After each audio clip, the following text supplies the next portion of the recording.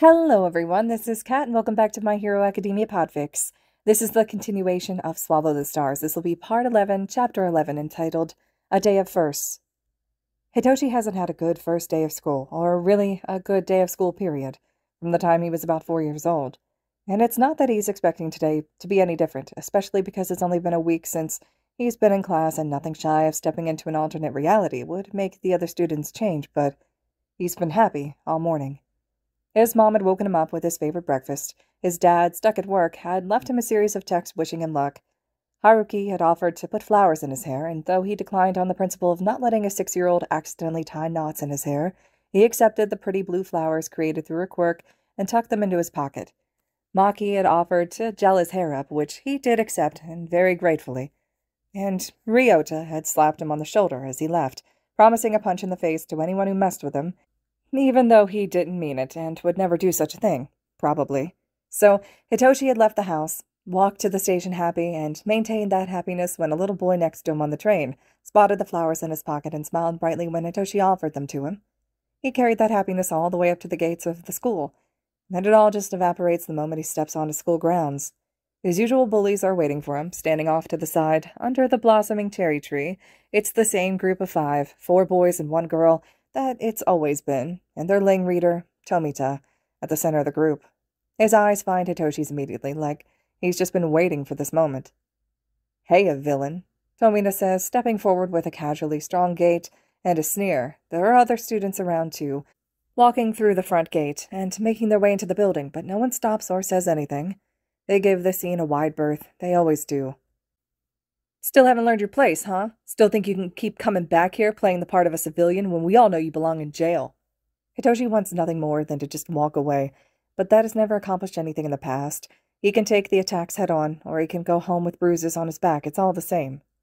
So he cocks his head to the side and puts his own sneer on his lips. "Hey, bitch." Tomita snarls, but he doesn't say anything because he knows. Everyone in the school knows, and no one ever talks to him unless they can say their piece first, before he has a chance to potentially activate his quirk. Not that he fucking would outside of self-defense. He's not stupid. He knows how the law works.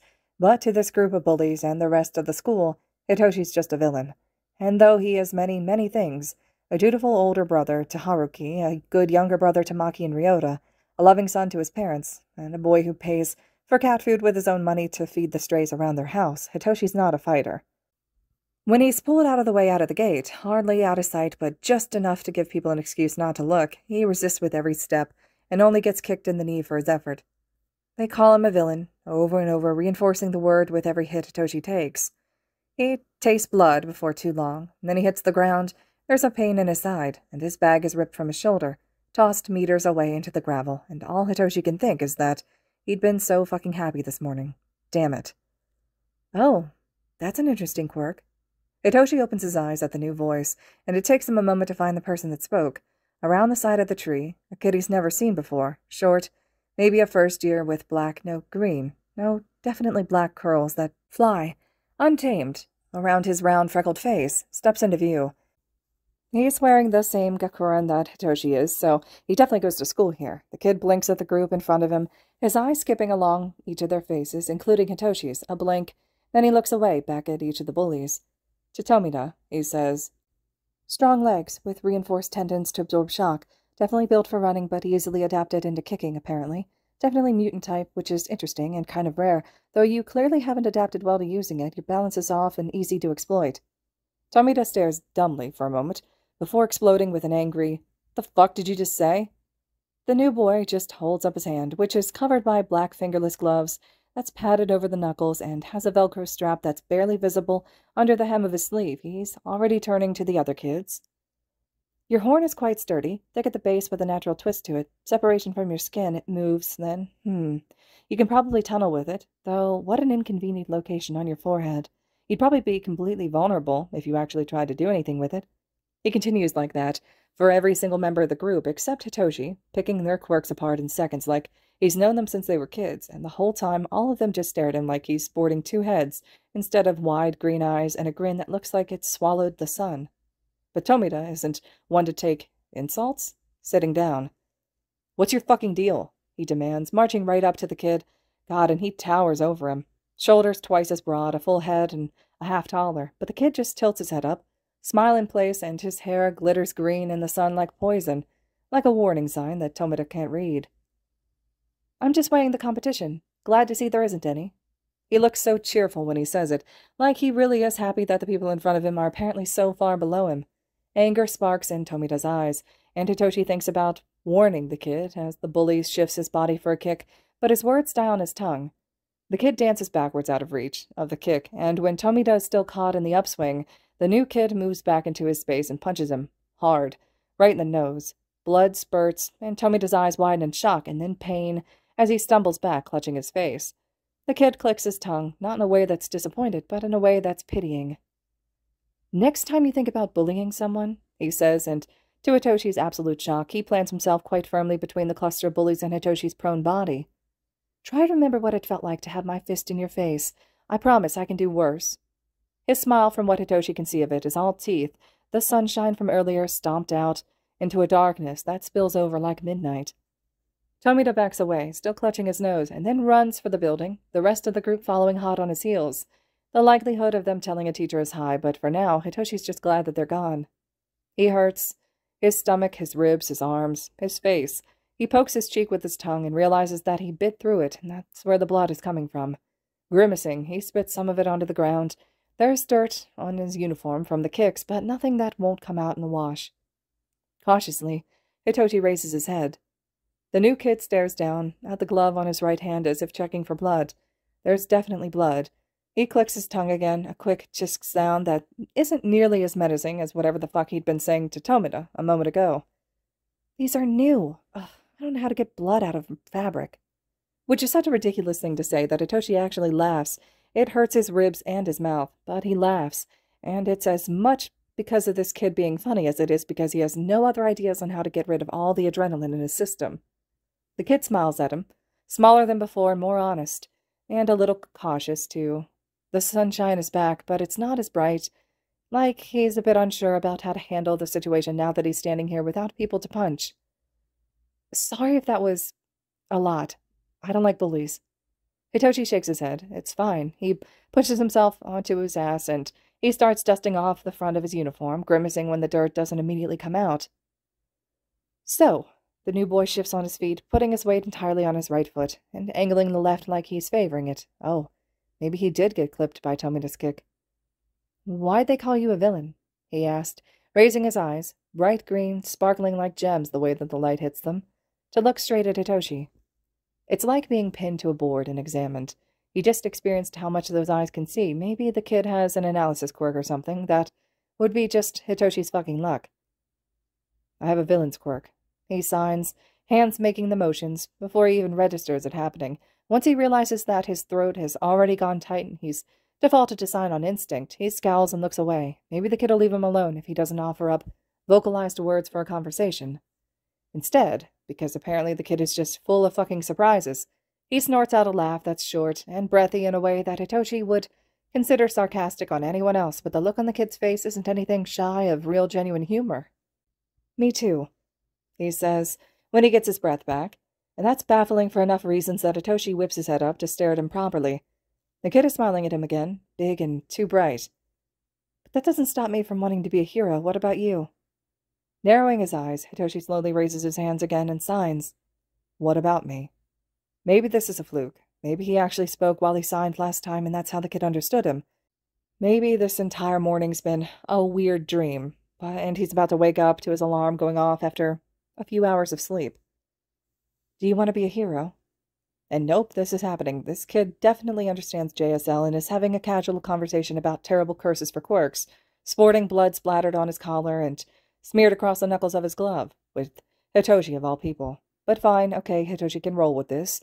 He clears his throat and tips his chin up defiantly, forcing words past the blood in his mouth, even though he had already resigned himself to another year of not talking to anyone. More than anything. The new kid beams at him. Forget swallowing the sun, this is brighter and larger than that. And he looks so fucking happy that Hitoshi doesn't really know what to do in the wake of it except offer a small smile in return. Then good. I'm Izuku. He holds his hand out like he wants to shake, but then seems to remember the blood, and he sheepishly pulls his hand back. Yeah, no, Hitoshi's not going to let the new kid, probably a first year, first name him. Shinso. Nice to meet you, Shinso-kun. What's your quirk do? Hitoshi saved from answering by the principal of all people, shouting at them from the door of the school and marching toward them. What the hell is going on? Tomita just came to me with a bloody nose, crying assault, and... He stopped, staring at Izuku. You're the transfer. Did you do that to Tomita? Transfer? Aizawa Izuku. He says his name as an answer. And he should be glad I didn't break his nose for all the shit that he was doing to Shinso-kun. Oh. Hitoshi blinks up at Izuku several times in rapid succession and wonders why his vision is so foggy all of a sudden. Sue him, he's not used to people defending him, and he'd kind of expected that Izuku would deny that anything happened at all, but Izuku doesn't even stop there. Do you know that quirk discrimination is illegal? And to tack assault on top of that, Izuku shakes his head like he's really disappointed. There's a detective, a drinking buddy of my dad's, who likes to handle quirk discrimination cases personally. You don't seem all that surprised to see Shinso-kun with a bloody lip and dirt on his kakuran. Do you usually turn a blind eye to it, or do you encourage it? With every word, the principal's eyes grow a fraction wider until he has to take a step back just to handle everything Izuku's saying to him. We have a zero-tolerance policy for bullying, is all he manages to say, a routine answer that no one believes. But only for certain students, is that it? You never asked what happened to Shinso-kun, only if I was the one who had punched Tomita, Izuku asks, back in that tone that he'd used to pick apart the quirks of Tomita and his group. The principal balks, eyes flicking between Izuku and Hitoshi. Fine, I won't suspend you, but I'm calling your parents, both of you, and you have detention after school today.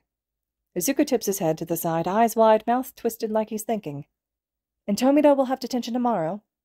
Anger finally wins out over the principal's expression, and he straightens up and points to the building. Get to class before I change my mind and kick you out before your first day even starts. The first warning bell rings out across the schoolyard as Izuku turns back to Hitoshi. His expression softens, and he offers out his hand. The left this time. Wouldn't do to be late on my first day. This time Hitoshi doesn't hesitate to take Izuku's hand, and he stifles his noise of surprise at how strong the other boy is. His grip is firm, and he helps Hitoshi off the ground with hardly any trouble, just shifting his weight back on his right leg and pulling. That's your bag, isn't it? He asked, pointing at where it had gotten thrown. Numbly, still not sure this isn't some weird dream, Hitoshi nods. They walk into the building, side by side, and honestly at this point Hitoshi isn't even surprised that Izuku is in his class. It figures. It's been a weird fucking day, and hardly any of it has passed. Hitoshi sits down in the back, and Izuku slides into the open desk next to him, pulling out a dark teal notebook that he starts writing in frantically, completely ignorant of, or at least unbothered by, the attention and whispers gathering around him. Hitoshi sinks down in his seat, tries to pretend he doesn't know who Izuku is. When the teacher walks in, all the murmured conversations stop, and Izuku puts down his pencil mid-sentence, carefully tucks his notebook away in his bag. We have a transfer student joining us this year. I'm sure you've all noticed by now, the teacher says, standing at the front of the room. A few steps away from the podium, he motions toward Izuku.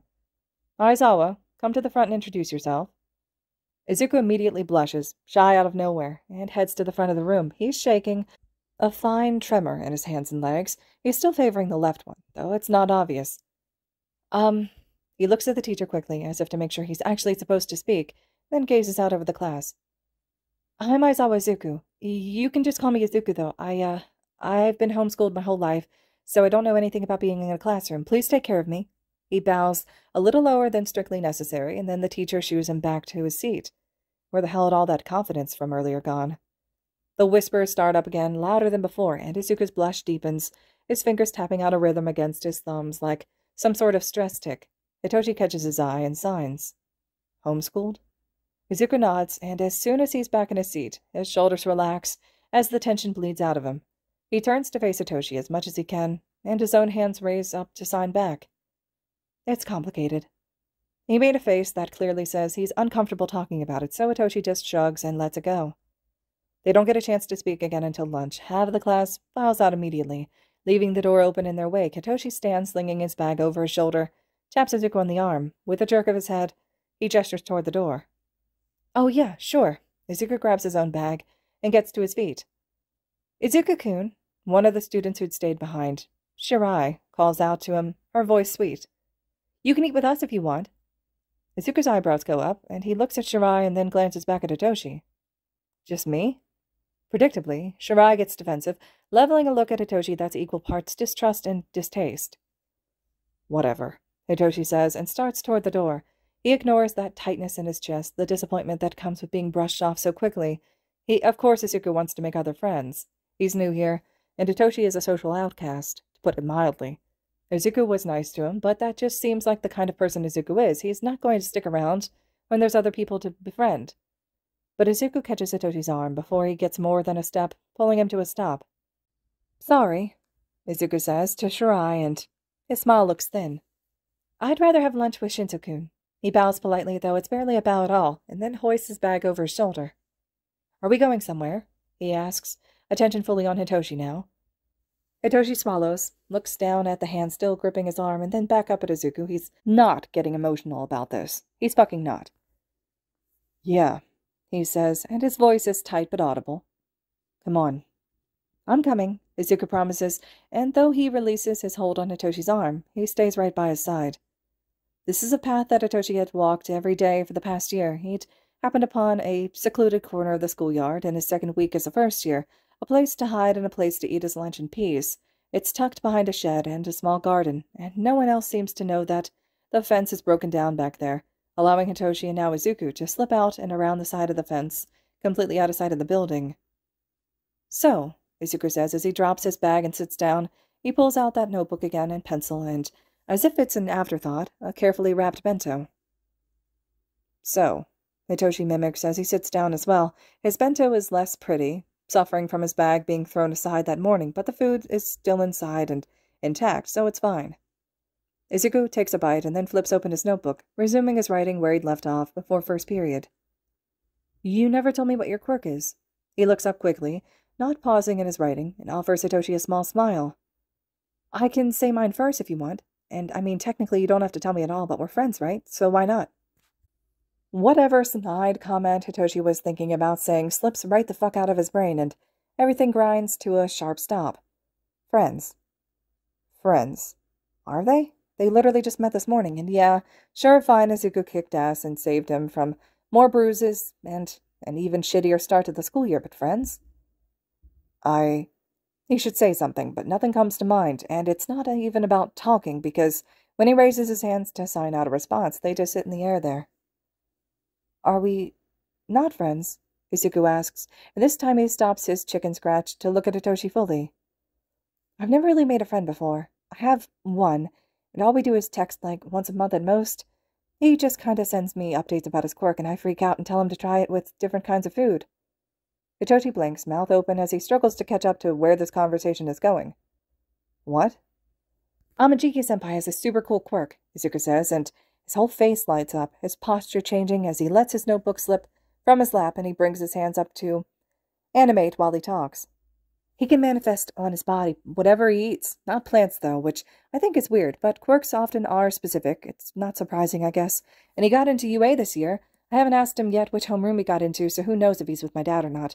I hope so, because I know he'll be able to help Amajiki-senpai hone his skills, but anyway, his quirk is super powerful. He's already able to manifest tentacles from his fingers and an oyster shell on his hand. We're currently trying to... Izuku stops. Slow down. Hitoshi cuts him off, because what the fuck is happening? Who the fuck is this kid? A friend at UA, a dad who teaches at UA. Holy fuck, this kid has a pro hero for a dad. But he's also worried because Izuku was definitely not breathing the whole time that he was talking, and breathing is 100% necessary for not, like, passing out and dying. Circle back, and let's start from the beginning. Blushing, Izuku presses his lips together and nods just once. He gathers his notebook back into his lap, and then dutifully takes a bite of his lunch, as if to prove that he's not going to go on another rant. What's your quirk? Hitoshi asks, because this is safer. Izuku had said that his quirk is villainous. Time to see if he was lying or not. Ah, Izuku rubs the back of his head and sheepishly looks away. You remember when I said that me being homeschooled is complicated? Hitoshi just stares at him. He was there. He was the one who asked the damn question. Yeah, so I was homeschooled because of my quirk. Something shifts across his face, and it's dark and deep and full of a lot of history, but it's gone before Hitoshi can get a read on it.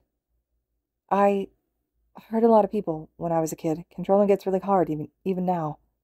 Izuku looks at him, and there's a line of steel in his eyes that Hitoshi has to respect. It's a gravitational quirk, but it's extremely powerful. In small amounts, if my control was better, I could probably hold people in place by increasing their gravity or something like that, but my control is tentative, at best. My aim is absolute shit. I've toppled buildings, I've hurt people. A lot of people. Fuck, so it wasn't a lie. When you say gravity quirk, it crushes things. I flattened half of a building with a thought. I squeezed something so hard it just vaporized. Izuku winces like it's a memory he doesn't want, but he can't escape. It's a black hole, but without the draw-in effect of Pro Hero 13's quirk. It's just destructive. A villain's quirk, Hitoshi says, quiet and full of understanding. Mine is brainwashing. He says it before he can convince himself not to, and he hasn't even done anything bad with his quirk, just convinced Ryota to walk out of the house without putting pants on once. Izuku's eyes unfocus for a moment, so withdrawn in his head that Hitoshi worries for a few seconds that he accidentally caught Izuku in his quirk despite not getting a response from him, but half a second later Izuku is focused on him with laser intensity. That's so fucking cool, he says, leaning forward with the biggest grin on his face, bright and wide and too much. Hitoshi looks away, but keeps Izuku in his peripherals. That's so perfect for hero work. Hostage situations, rescue work, interrogations. Shinzo-kun, that's awesome. It's response-based, right? How did you guess that? How are you still talking to me if you guessed that? He wants to say. The sign language, Izuku says, waving his hand like it doesn't matter, like the how is not nearly as important as the fact that he got the result he wanted. Right. The sign language, obviously. Who the fuck is this kid? So, is it something that you have to actively turn on? Izuku asked, and he's back to that analyzing voice, looking at Hitoshi as if he's taking in every detail and weighing its importance. Do you have to see the target? That would make sense. Mental quirks are often way more finicky than physical ones. Dad's quirk only works if you can see them, though once it's activated he can look away for a short time and maintain it, so maybe this is like that too. How long can you hold control? Is there a side effect for you using it? You look really tired, so maybe it affects your sleep. Hitoshi laughs, and that finally seems to derail Izuku, who at least has the decency to look bashful about it. Izuku, he says, eyes still crinkled from the laughter, but voice back to being serious. It's a brainwashing quirk. I don't exactly have people lining up to let me practice on them. Oh! Izuku taps his pen against his notebook, against a page now full of tiny characters detailing out whatever the hell Izuku's working on. His eyes move away from Hitoshi over his shoulder, and he bites his lip like he's thinking. I mean, you could practice on me. What the fuck? Only if you want to. Izuku holds his hands up, like he's worried he just insulted Hitoshi or something, but Hitoshi's just struck dumb for what feels like the 100th time today, absolutely shocked to silence in the face of this kid who came out of nowhere and tipped Hitoshi's world straight onto its side. I mean, there are some things that I really don't want you to do to me if you do want to. You can't make me take off my gloves, that's a hard rule, absolutely no negotiating. But you can ask me questions, or make me do weird things, I don't know. Izuku. Hitoshi's voice is sharper than he means it to be, but Izuku doesn't flinch at the interruption, doesn't even really look cowed by it, and Hitoshi's been told by multiple people that he sounds fucking rude and mean when he lowers his voice a little. Be serious, you can't want me to brainwash you. But Izuku puffs up his chest, and affects the most serious face that Hitoshi's seen on him yet. I am being... Hitoshi activates his quirk, and Izuku's voice trails off as Hitoshi gets control of his head. What's in your notebook? He asks because he doesn't want to be mean. He's not a villain, but he is incredibly curious. Izuku tilts his head, and there's a push against Hitoshi that he can't describe, that he's never felt before. He can feel Izuku's consciousness like putty in his hands, but just at the edge, pushing back against him as if testing how far he can go. Is a deep void of something, distinctly not Izuku. And that's so fucking creepy that Hitoshi drops his quirk right then and there. What the fuck was that? He demands, watching Izuku blink himself out of the trance. Izuku, what the fuck was that? What was what? Izuku asked, still coming out of it. Did you... Oh. Something on Hitoshi's face must give him away, because Izuku looks like he understands immediately. Oh, I didn't even think about that, he says, and his expression shudders off as he turns his face away. Sorry, I'm sure that wasn't pleasant. Did it hurt you? Hurt me? No, Izuku, you didn't. It didn't. The need to reassure Izuku that he's fine rushes out of him, the fresh memory of Izuku's face when he admitted to hurting people in the past slamming into Hitoshi's brain and making him fumble forward. Hands out in a placating gesture. I'm fine. I promise it didn't hurt me. Was that your quirk? Inky, dark tendrils hooked like claws and lined with sharp edges, driven forward by curiosity at a new presence in Izuku's mind. Izuku nods slowly, his head coming back around to look at Hitoshi. He's still closed off, hands in fists on his thighs, but Hitoshi's earnestness must come across because eventually he relaxes.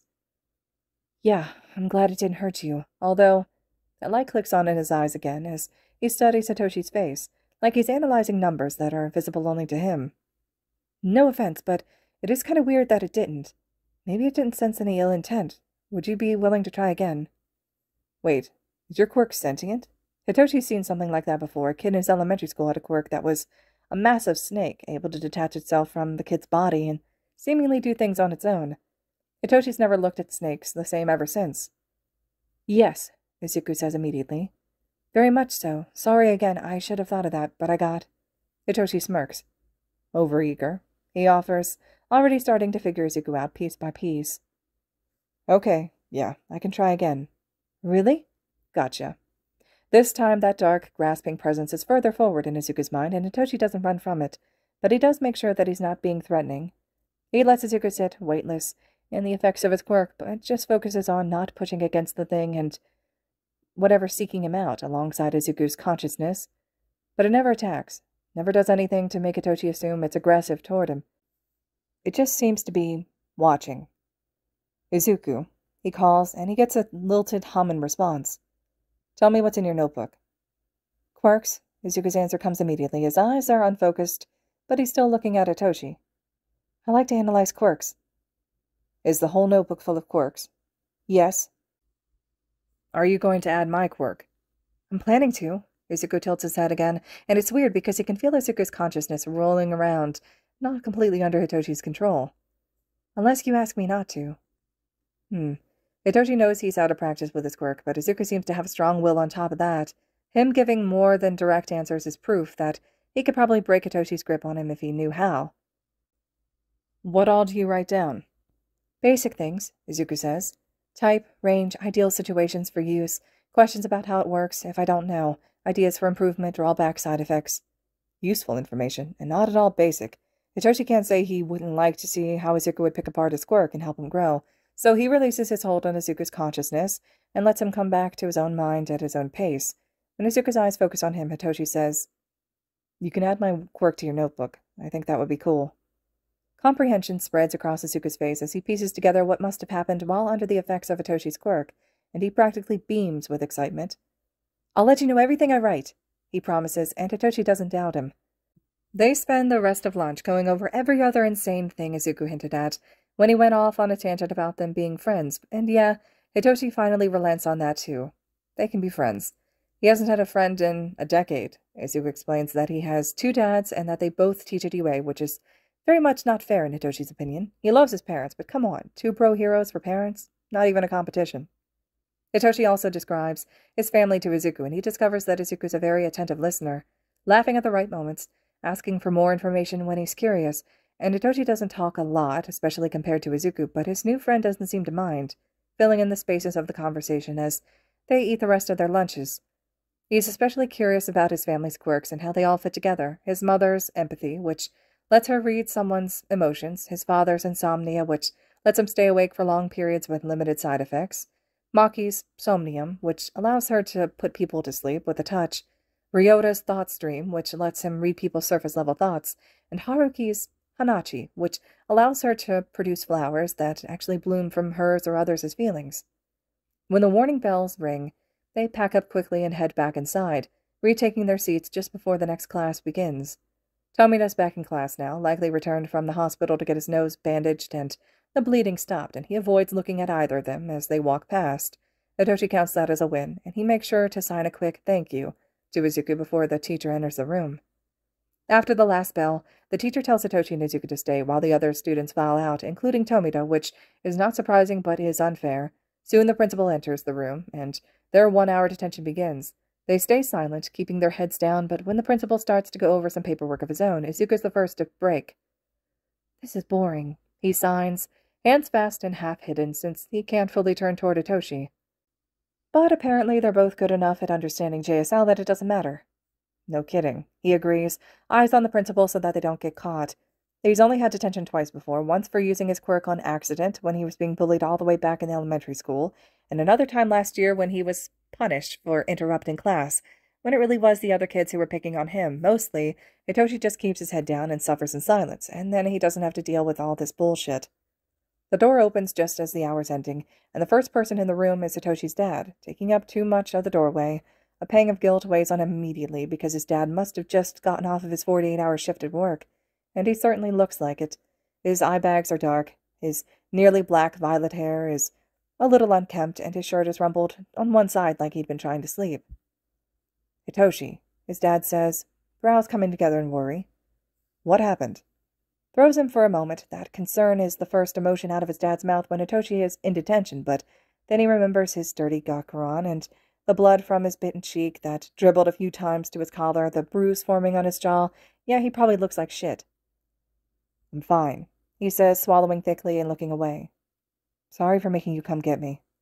His dad steps further into the room, holding out his hand before Hitoshi can get to his feet. 2 more men enter the room. The first is just as tall as Hitoshi's dad, though he slouched a little, shoulders forward, and that makes him look shorter. A dark mop of hair hangs around his head, and his face is half hidden in a puffy mess of gray scars. The second man is probably the same height, but his cockatoo-styled yellow hair makes him seem impossibly taller, and he doesn't even bother trying to duck into the doorway. His biker jacket has armored shoulder pads, which would be weird of a fashion statement if his headphones and sunglasses didn't give away exactly who he is. Hitoshi knows both of them. The latter is a daylight hero and radio show host. The former is his childhood idol, his favorite pro hero, the only UA student in recent history to fail the entrance exam for the heroics course but get transferred to the hero department for winning the sports festival. Present Mike, an Eraserhead. He whips his head around to stare at Izuku, who's smiling sheepishly at the pro heroes who can only be his dads. "Izuku," Eraserhead says, and it's mostly a sigh. "You punched a kid. Really? On your first day?"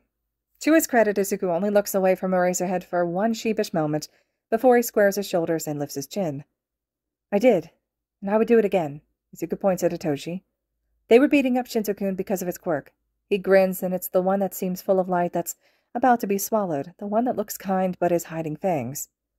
"So I detailed their quirks to their faces, told them that they were just jealous, and when one of them tried to attack me, I punched him. Didn't even break his nose." The whole room goes deathly silent. Hitoshi watches the way everyone moves. His dad looks at Izuku with wide eyes and an open mouth, shock and appreciation warring for control. He looks like he wants to pull Hitoshi into a hug and apologize for the bullying, and he also looks like he wants to pull Izuku into a hug and thank him for saving his son. Eraserhead's expression vanishes. He seemed mildly amused when he'd spoken to Izuku, and now he just looks blank. The ends of his hair are starting to rise up, and Hitoshi wonders if Eraserhead's quirk used to activate subconsciously when he was angry before he learned how to control it, because there's no way he's not angry, and it looks like his quirk is seconds away from erasing everyone in the room. Present Mike's jaw snaps shut, and he pulls off his tinted glasses to glare at the principal. The lazy posture that he'd adopted against the doorframe goes tense, and he crosses his arms in front of his chest to hide his fists that he'd made of his hands. The principal sweats, fidgets, tries to keep up a calm exterior, and fails in the face of what Izuku had just said, and what he insinuated. It's the truth, and everyone knows it. "Quirk discrimination, huh?" Present Mike is well known as the loudest pro-hero for the last 3 generations, but his voice is menacingly quiet right now. He tips his head to the side and just glares at the principal. "And where's the kid who was beating up Shinzo-kun? Is he here?" The principal opens and closes his mouth like a fish, wondering why it can't breathe anymore. He had his nose. I sent him home." "But he's going to have detention too, right? And you're going to call his parents, and you're going to take a statement from Shinzo-kun about how long the bullying's been happening, and you're going to explain to everyone why you've never reported the brat for bullying and quirk discrimination before, right?" Present Mike never looks like this in front of cameras. At the scenes of any villain's attacks or takedowns, he never sounds like this on his radio show. This is anger, pure and simple, and he's barely holding it together. Hitoshi is floored that it's anger for him. The principal tries for words again, but they don't come. Present Mike stands up, away from the doorframe. "How about you and I take a walk to your office, and you tell me why I shouldn't call the Musatafu Police Department on you and the rest of the school right now?" Numbly, the principal stands. He walks like a puppet pulled along by invisible strings, but he does leave the room. Present Mike looks over his shoulder before he leaves, and he winks at Izuku. "I'm proud of you," he says, and then he disappears from view. The next person to move is Hitoshi's dad. He doesn't move from his spot near the door, but he bows at Izuku, low and then lower. "Thank you for helping my son," he says, and his voice sounds wet. Hitoshi only notices Izuku flinch because he's been watching Izuku the whole time. It's not a big deal, Izuku says, offering a smile that's not sharp at all, eyes crinkling at the corners. I don't like bullies, and Shinzo-kun's a great friend. Hitoshi's dad straightens up and gives Hitoshi a look that very clearly says, you have a friend. It's annoying and embarrassing, so Hitoshi just shrugs a shoulder and stops looking at him. Izuku, Eraserhead says, and his expression has returned, face softer, eyebrows raised just the slightest bit. Hitoshi can't hope to figure out the emotion behind it, but at least he doesn't look angry. Are you okay? The question doesn't sound loaded, but from the way that Izuku takes a moment to think through his answer, the way that he shifts in his seat, studies his hands, Hitoshi can guess that it is. I'm okay, he says at length, a sharp nod accompanying the statement. Hitoshi's never heard two words carry so much weight or mean so many things. His curiosity makes him want to peel back the layers of this tiny exchange, but his respect for Izuku after everything that's happened, and his literal hero worship of Eraserhead, makes him hold his tongue. I'm not going to have to change schools, am I? Izuku asked, something like panic rising in his tone. I don't want to leave Shinzo-kun. Hitoshi's dad shifts his stance, one arm bending across his chest to grab at the opposite elbow. I was kind of thinking the same thing. I'm really unhappy with how this whole situation came to be. He looks at Hitoshi, tilting his head. Would you want to transfer somewhere else? Does he? Transferring sounds like a lot of hassle. If someone had asked him that yesterday or last week, he probably would have said yes. Go to a new school where no one knew about his quirk? Yeah, obviously. It's not like he has friends here, but now there's Izuku, who punched someone for him and told him about his own villainous quirk, who knows JSL, doesn't seem bothered at all when Hitoshi uses it, who asked Hitoshi to use his quirk on him so that he could get more practice with it. I don't really want to leave Izuku either. Saying it out loud is embarrassing, with a capital fucking E, and he can feel a blush spreading over his cheeks. He hasn't had a friend in ages. He doesn't want to lose the first real one. Eraserhead seems the least worried out of all of them. The principal's getting yelled at by President Mike right now, he says, leaning against the wall with his hands deep in his pockets. And there are now 2 pro-heroes breathing down his neck about this. I don't think there are going to be any more problems with bullying, but if there are, or if anything else happens, I think transferring would be a good idea. The tension that had been building in Izuku's posture, panic, Hitoshi thinks. Izuku has a problem with panicking. It releases, and then he turns a smile to Hitoshi as he slumps in his seat. I'm okay with staying for now, he says. Are you? Hitoshi nods, throat tight. Doesn't think he can get any more words out tonight, not after the day he's had, so he signs instead. I'll try not to be such a damsel next time. Izuku laughs bright and full, and he signs back as he does. I don't mind rescuing you. It's a little sparring practice at the very least. Eraserhead's tired sigh is somehow heard above Izuku's laughter, and it makes Hitoshi give the pro a wicked grin. He has no idea what he just signed up for with being friends with Izuku, but he thinks it might be the best thing that's ever happened to him. All right, everyone. This concludes Chapter 11 of Swallow the Stars. Chapter 12 will be next. Shinso's finally in this fic. Let me know your all's thoughts and reactions, and as always, thank you so much for listening.